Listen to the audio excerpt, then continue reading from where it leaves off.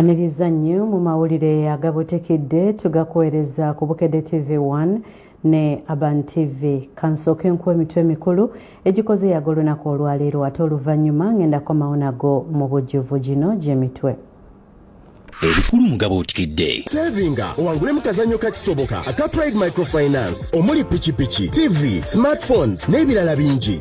Pride Microfinance enkulaakulanayo kwe kwesiima kwaffe. Ababaka bawuniikiridde kesisi ebwe yazaayo obuwombi buna zaali za kuwandiisa abasawo n'abasomesa. Kinakuwaza Kitalo emmotoka etomedde essomero netta omuyizi w'ekyokubiri.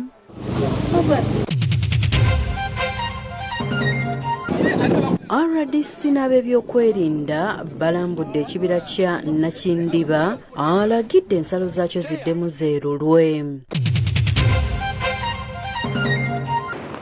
Ensiitaano y'abakirimaanyi amagye ga Ukraine galinze kiragiro okudduka mu kibuga Bakhmut Abarussia kye baawambye.